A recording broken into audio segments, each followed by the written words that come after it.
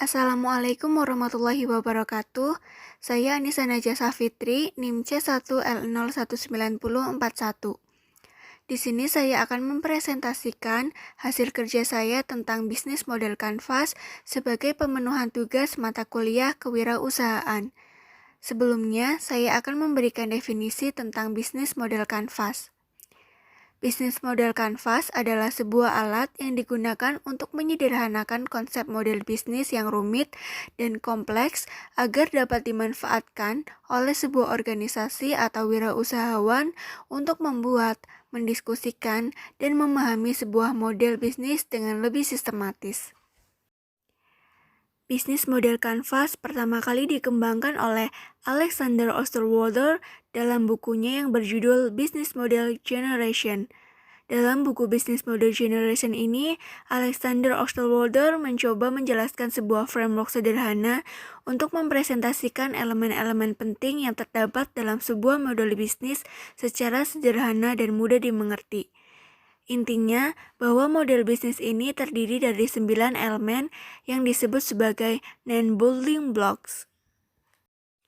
9 elemen tersebut antara lain, yang pertama ada value proposition, yang kedua customer segment, ketiga customer relationship, keempat channel, kelima key activities, keenam key research, ketujuh key partners, kedelapan cost structure, dan yang terakhir revenue stream. Nah, selanjutnya kita akan bahas lebih dalam mengenai 9 elemen tadi. Yang pertama ada value proposition. Value proposition merupakan nilai jual produk atau jasa kita sehingga konsumen memilih perusahaan kita daripada kompetitor. Value proposition ini akan membahas mengenai manfaat atau benefit apa yang akan didapatkan oleh para pelanggan jika memilih bisnis kita. Hal ini menjadi kesempatan bagi kita untuk menjabarkan kekuatan dan keunggulan yang membedakan bisnis kita dengan bisnis yang lain. Elemen yang kedua ada customer segment. Dalam customer segment ini, kita harus menentukan segmen pelanggan mana yang akan menjadi target bisnis kita. Misalnya, suatu maskapai penerbangan mengeluarkan 2 produk untuk memenuhi kebutuhan 2 segmen pelanggan yang berbeda.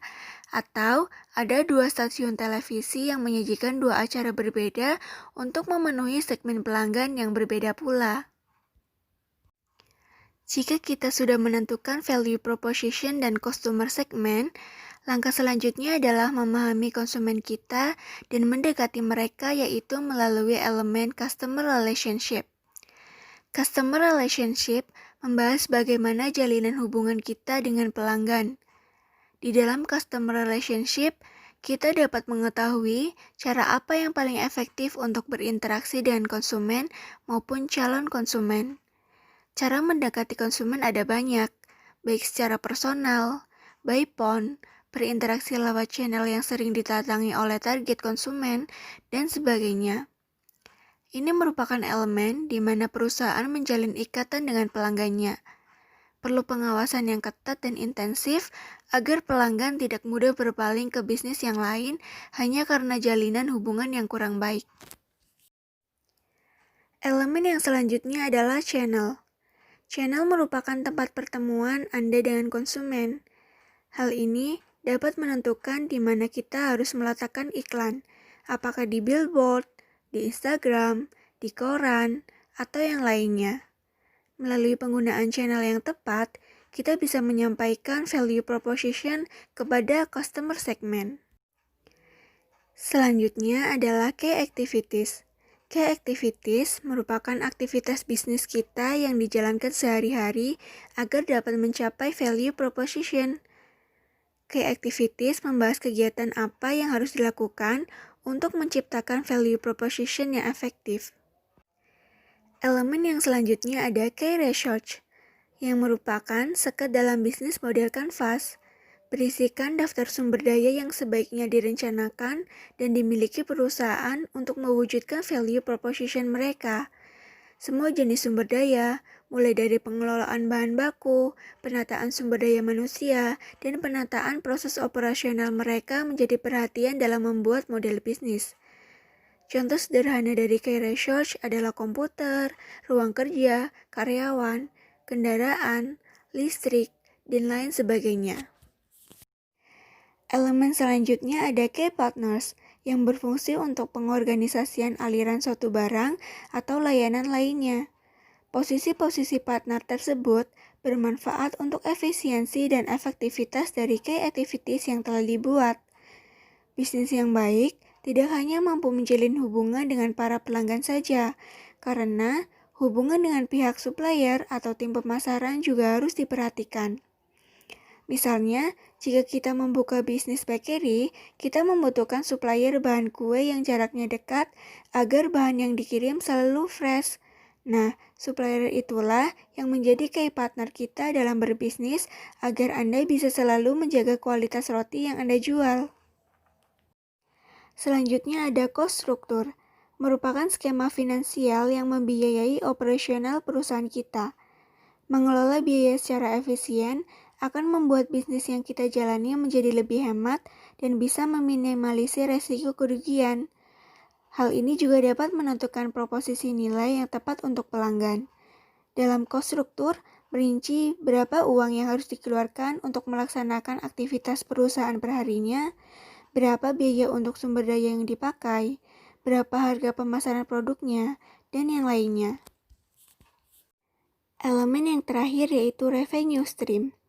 Revenue stream merupakan sumber pendapatan perusahaan dari berbagai sumber, seperti hasil penjualan, dividen, dan sebagainya. Elemen ini harus dikelola semaksimal mungkin untuk meningkatkan pendapatan bisnis. Jangan sampai ada bahan baku, produk, atau kinerja yang tidak dimanfaatkan secara maksimal.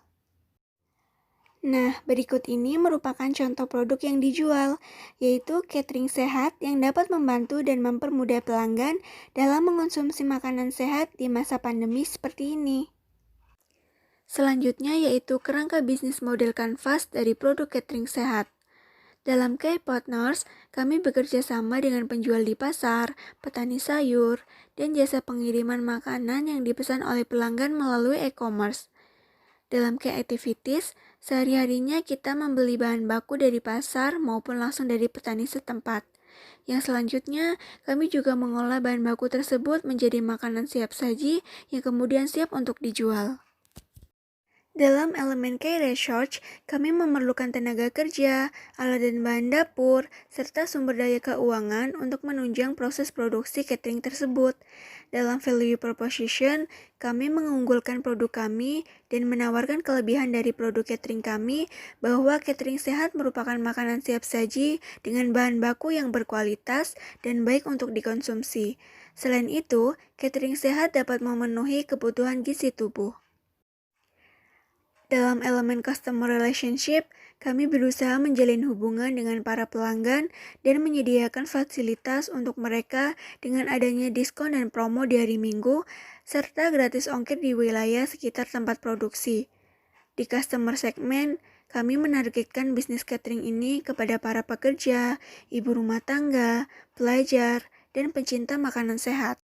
Di elemen channel, kami menawarkan produk kami melalui media sosial, seperti FB, Instagram, WA, Twitter, dan lain-lain, juga melalui e-commerce seperti aplikasi Gojek, Grab, dan lain-lain.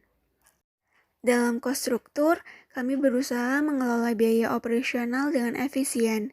Biaya operasional itu terdiri dari biaya bahan baku makanan, biaya gaji pegawai, biaya dalam proses pengolahan makanan, biaya marketing, dan biaya pengemasan. Di revenue stream, pendapatan perusahaan kami berasal dari hasil penjualan produk. Sekian video presentasi dari saya.